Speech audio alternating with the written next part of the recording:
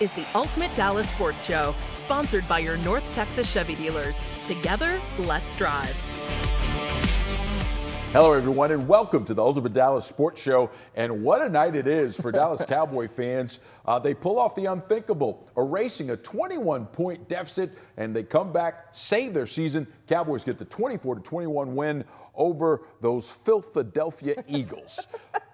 Joining me to talk about it is the one and only producer himself, producer extraordinaire, Andrew Cely. What's up, brother? Well, the show looks a heck of a lot different than it did around 4:15 this afternoon. I'll say that much. Does it ever? Yeah, and obviously we got a lot to break down from this game, so let's get right into it with what's on the show. Here's What's on the Show, sponsored by NFM. Everything's comeback related today. The Cowboys erase a 21-0 deficit to defeat the Eagles and keep their season alive, now at 500 on the season. We'll break down what it means for this team moving forward, especially in a playoff picture that might be coming closer to them. We'll see. Plus, keeping it on the comeback theme, we're counting down the top 5 comebacks in Dallas Cowboys history. It's not just reading off the biggest. There's going to be some qualifications. We'll get into that much later. Joe, that's what's on the show. Now, who's on the show? All right, we've got 2 of our favorites on the show. Jonah, of course, WFAA Sports. And then let's just call him the OG. He's here. It's the one and only Clarence Hill. Chill, how you doing tonight, brother? I'm well, man. How you guys doing? Doing good. Thanks for hopping on the show with us. And let's start and jump right into it, because the beginning of this Cowboys game felt like so many Cowboys games that we have been subjected to over the years. I can only think, here we go again. First 20 minutes of that game, Clarence, what were you thinking? I mean, again, it was here we go again. It was like the Cowboys can't get right when it comes to big game and big performances against good teams. I mean, I tweeted the Cowboys are peeing down their leg. Can I say that on the show? But I mean, it's like, what are we doing here? You know, it's such a big game, such a big moment, and to go down 21-0 with a lot of self-inflicted wounds. In hindsight, we realized the running into the kicker really wasn't their fault because he touched the ball. That was a mistake by the officials who missed the fact that Ryan Flora actually touched the ball. That should not have been a penalty, and the Cowboys should have gotten the ball, which again helped fuel the Eagles' 21-0 run. But yeah, they couldn't get anything done right. The drop passes, the penalties, everything was like, here we go again. And all of a sudden, they flipped the script. Yeah, it was like that bad Cowboys movie, Jonah, that we've seen time and time and time and time. And I could go on for about 5 minutes saying that time and time again. What'd you think? I just thought, you know, the Giants home game from earlier this year was going to be hard to top in terms of entertainment value. That was just an absolutely bonkers game. But this one really might rival it in terms of the drama going down to the wire, the fact that it seemed like neither team really wanted to win the game in crunch time. They were just, you know, both sides were trying to lose it in some form or fashion, and yet the Cowboys were able to snatch victory from the jaws of defeat. I was going to say, you're so used to saying it the other way. Yeah, exactly. Ahead, especially with this team. With all due respect, Jonah, this is nothing like the Giants win. I mean, we knew the Giants were bad. The Eagles were 8-2, riding high, defending Super Bowl champions, everything that's on the line, big game, they need to win back-to-back wins. The drama, everything at stake, the kneeling situation, it's not even close to the Giants in terms of points and everything else. But what this game meant, what it meant for the team, what it meant for the season, what it meant, everything is just so much bigger than that. Yeah, you know what's funny, though? At the end of the year, the wins are going to count the same, Chill. The win over the Eagles but just like Shotty said, the Raiders are a good team. We all know you need to beat this victory is much better than beating the Raiders, okay? We know that. Shador's saying they're a good team. But no, specifically, most importantly to me, the defense. Again, we were kind of poo-pooing them a little bit, and how many quarterbacks have had career games against this Cowboys defense all year. But they gave up their 21. They gave up a similar in week 1 where they basically let them score 21 right out the gate and then stoned them for the remainder of the game. It felt like the defense found their footing. And more importantly to me, like Chill's talking about how big of a game this was, Joe, it was the fact that they were causing turnovers, that they didn't. It was fumbles. It was creating their chances for their offense to get back on the field and put points on the board. I thought that was the most important part of the game from my perspective, was that the defense rose to the occasion. Yeah, it's the Quinnen Williams effect, you guys. The Cowboys have gone from being this kind of, and I'll say it, they've gone from being a soft team to now they are a team that brings the absolute blow when it matters. And this team, I would argue with you that this is as physical as we have seen that team that late in a game in a long time. There were some knockout blows on both sides of the ball, and the Cowboys were delivering them. I mean, you notice some of those Philadelphia defenders start to just not be on the field anymore. And I just think there is this, and I do think part of it has to do with the loss of Marshawn Neal and the play style that these Cowboys want to play with. But then when you get a guy like Quinnen Williams, and he absolutely gets Osa Odigizua going and Kenny Clark going, it can change how your team defines itself. And I feel like we saw that because as that game wore on, there were people we don't expect to make plays, making big plays. Trent Sieg recovered a fumble. Elijah Clark with a play that was metaphorical for life, just getting knocked down and coming back up, showing resiliency. And then on the other fumble that was caused, Sam Williams and Kenneth Murray, I mean, you didn't have it on your bingo card, but they end up making big plays because I do think we are seeing a fundamental change in part of this team's identity, and it stems from Quinnen Williams really showing the way.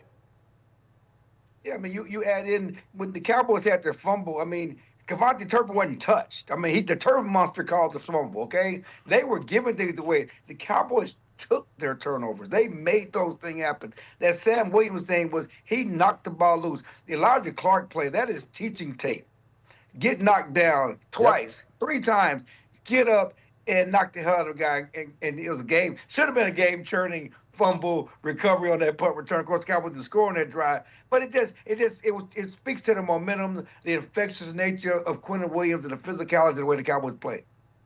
I think it's encouraging to see them play like that because that's the way they wanted to play coming into the year. Like I think back to that press conference with Shadi to kind of open up training camp, and he's dropping all sorts of expletives and saying how physical they want to be. Well, we're finally kind of seeing that physicality that they've craved and wanted, and I think Quinnen Williams is part of it. DeMarvion Overshown is part of it. They're just getting some of their athletes and their better players on defense that are able to kind of rally to the ball faster, and it is encouraging to see that from a coach then trickle down to the players and actually make an impact in a game against a good football team. Yeah, the bottom line is this team now understands and realizes they actually have a chance. I think with the way that defense played, they didn't think they had a chance in some of those games. Let's just be honest, and they played that way, but that's no longer the case, and now we get to see just how far they can go with it with the Chiefs up on Thursday. We'll talk about that coming up next, plus more on that offense. And goodness gracious, do we have to talk about my man, George Pickens, number 3 on a spree. We'll talk about it next on the Ultimate Dallas Sports Show.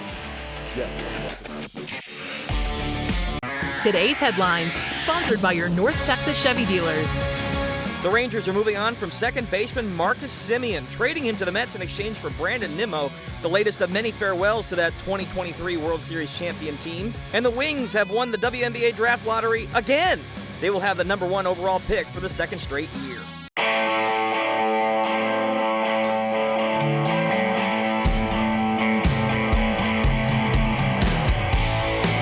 You know, Joe, the other thing that's kind of stuck out to my mind as I'm replaying the game in my head is how many opportunities the Cowboys had to put points on the board throughout that game. And it wasn't just the 4 drives that they scored on, You're talking first and goal situations. They were moving the ball pretty much at will against a really good defense, and one that's really shown up the last couple weeks here. Yeah, no, listen, I mean, Dak Prescott has really got it going. He showed his form again. He throws for 345 yards on this day. We saw him, hit a couple touchdown passes. The run was fantastic. Yes. Right? So that offense is doing what we now expect it to do, and that's Dak Prescott playing at a high level. And listen, George Pickens, with the way he is playing, 9 catches, 146 yards, and the touchdown. The way he is playing now gives you that playmaker that elevates any offense. And so let's put the question to Jonah first. How good do you think this offense can be now, whether it's CD or George Pickens leading the way?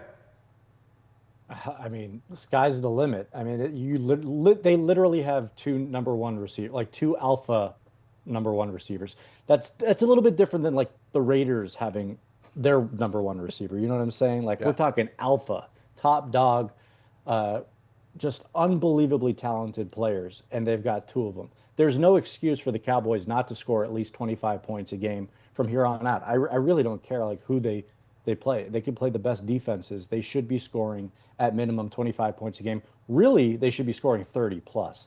The way things have been clicking, and now the attention that Georgia's going to draw, you would think CD is going to have a lot more opportunity.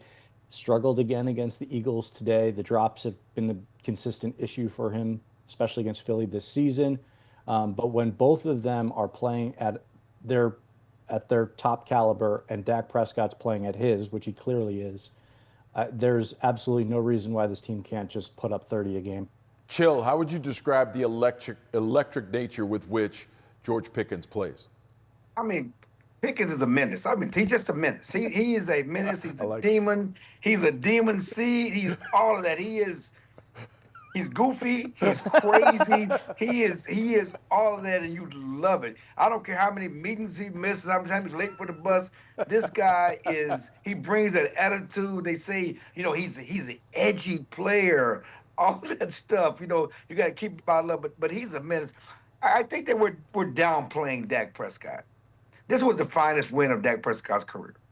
I remember I talked about in the press conference when Tony Romo talked about the 95 NFC Championship game was the most proudest he was because the way they came back from 21 down and made a game of, they lost that game. Dak Prescott, yes, the defense played a role in it, but they always had a chance because of that offense, because of Dak Prescott, who never gets phased, always poised, ready for the moment. For a guy that everybody told he has empty stats, he only beats up bad teams, he doesn't do it against good teams. He did it today. When they struggled early, it was because of the drops, because, his interception was caused by the false start. If they don't have the false start, they're first to go, you're not doing that, But Dak Prescott, to me, finest moment, you pass Tony Romo for passing yards in Cowboys. It's the most passing yards in Cowboys history. You pass Tony Romo for most comeback wins in Cowboys history, and you do it against this 8-2 Eagles team, defending Super Bowl champs, best record in the league, finest moment of Dak's career. Yes, CD and Pickens are great, but Dak is the key to it all because the offensive line is still not that good. They still have issues up front. Dak makes it look easy. No, I think it's a good point. Listen, that's his 19th straight win against NFC East foes. He just keeps proving that when he's at home, that is, he can handle this division, and that, could go a long way as his team tries to right the ship. And I do think Dak is playing his best ball of his career by far. I think anybody in that organization would agree with that statement. And it's good to see that the defense is actually giving them a chance now for them to cook. And I mean, it's what we said at the beginning of the year. Just give them an opportunity to see just how good they could be. And if it wasn't for the knee fumble from Turpin and, and the false start, like you said, and a couple of other just goofy plays, who knows how many points they would have put up against an Eagles defense that I think many in the league thought was one of the best, if not the best. So I think those points are really well taken. Andrew? Yeah, I mean, this is – as much as when we were kind of forecasting this stretch of the year, right? Again, the three games right now, Eagles, Chiefs, Lions, we were almost penciling them in at best a 1-2. And granted, that could still be their record in about a couple weeks here. We don't know because there's going to be a lot of emotion coming up on Thanksgiving, I'm sure, with the Chiefs team that just beat Indy. But to see the way that they did this to the Eagles, as Chill keeps mentioning, they're the defending Super Bowl champs. They have coming up back-to-back wins against quality opponents. This is about as good as a performance as you could expect from a Cowboys team entering this stretch. And now that they're at 500 here, they have a real shot because of the tie. They have a shot of getting on the right side of some of these tiebreaker scenarios as things start entering into playoff discussion. And granted, they got to win a lot more over this stretch to put themselves in that discussion, but at least it seems more attainable now, Jonah. It's just life in the NFL. Like 3 weeks ago, this 3-game stretch looked horrible. It just looked like, yeah, you're right, 1-2 probably at best. And then you watch the Chiefs today, and you're like, are they actually good? Like, I'm not sold. Then you watch the Lions struggle against Jameis Winston and the Giants.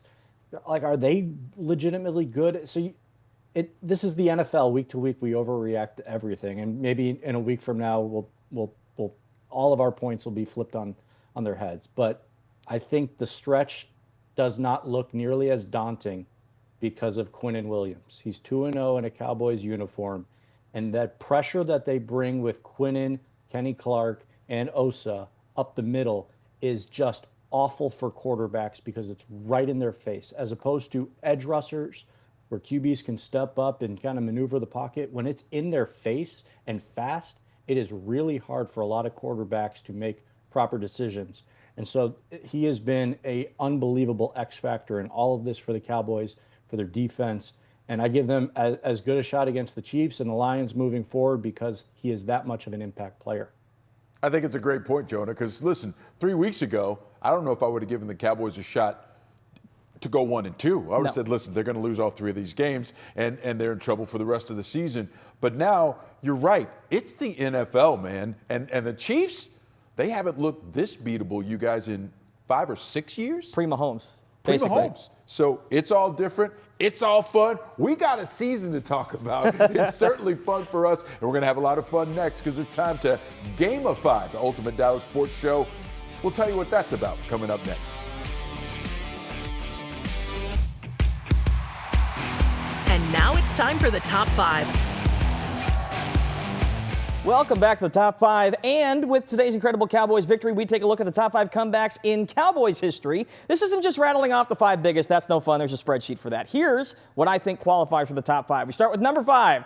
One tied for the biggest. 2014 season, Tony Romo taking on the Rams in St. Louis. Dallas trailed 21-0 mid-second quarter until the offense got going. What's amazing about this one, the Cowboys actually took a 10-point lead in the fourth quarter. A 34-3 run from the offense in one of Dallas's best seasons. That's why it's at number 5. Number 4, playoff time. Dallas has a ton of 14-point comebacks. But the one that sticks out to me is Romo leading the Cowboys back from an early 14-point deficit against a good Lions team. A game more remembered by its controversial no call late in the game and the start of an ugly karmic series in the playoffs. But still, Romo with 2 appearances in the top 5. All right, at number 3, Cowboys-Washington. This one featuring Captain Comeback, Roger Staubach, in the final week of the regular season. In 1979, Dallas trailed 17-0 against Joe Theismann before Staubach leads the charge. 14 points in the fourth quarter, including the game winner to Tony Hill. Cowboys win a wild one, 35-34. At number 2, another one of the biggest ever, 1999 season, the Rocket Ishmael game. Troy Aikman leads a frantic fourth quarter comeback against division rival Washington. 2 touchdown passes to Michael Irvin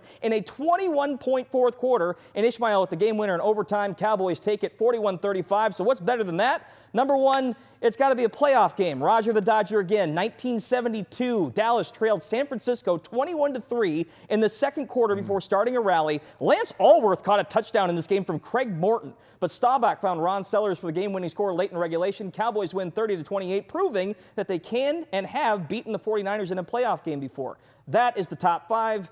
Guys, your thoughts, and would you put this game on the list?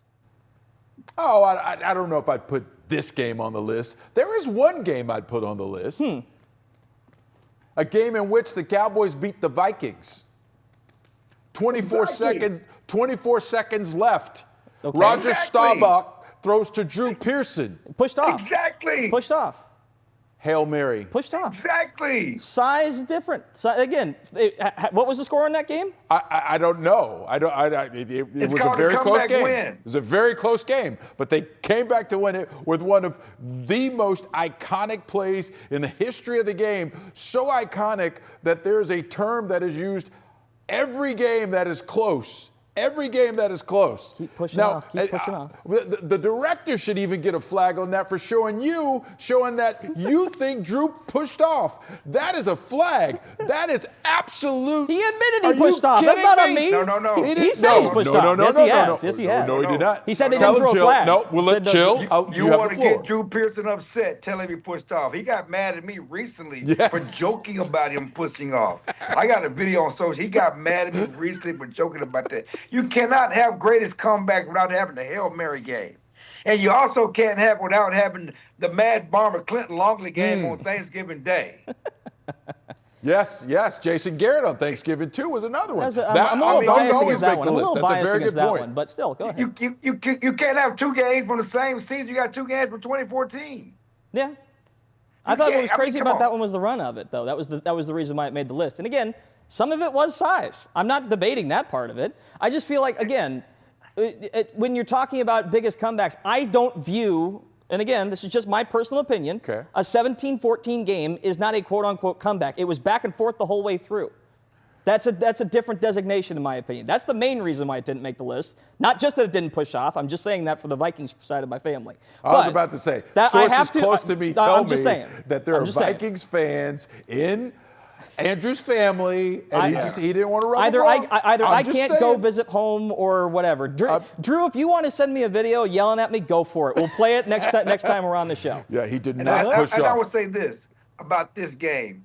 Let's see how the season plays out. Yes. Because if this is the linchpin to a playoff run, then this will go on the list. It may go at the top of the list. Sure. Now we're in the moment. All right, we got to take another timeout. If this is the linchpin to a playoff run, this game is huge. It's monumental. Again, the best win of Dak's career. But if it sparks a run like we've never seen before, the Cowboys get back in the playoffs, then this goes certainly in the top 5 and at the top of the list. All right, there you go. The OG gets the final word. Thanks so much, Jonah and Clarence. Appreciate you being on the show.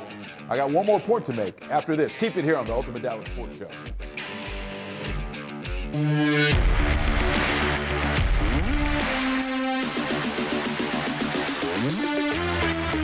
Here's my final take. Cowboys, you have the blueprint. Now you've got to go out and do it again against the Chiefs on Thanksgiving. It's giving 110%. It is hitting hard. It's playing hard. It's giving that opportunity a chance to cook. Let that defense do what it does. Quinnen Williams stuff the middle. And believe it or not, I can't believe I'm going to say this, but I think they have a great chance to beat the Kansas City Chiefs and Patrick Mahomes. I cannot believe I just said that. If there are any complaints to the top 5, please send them to Mike Leslie. That's MLSLESLIE@WFA.com. His email is full, I'm sure, already. That's the Ultimate Dallas Sports Show. Thanks so much for spending some time, folks. Joe Trahan with Andrew Cely. Have a great night. This has been the Ultimate Dallas Sports Show, sponsored by your North Texas Chevy dealers. Together, let's drive.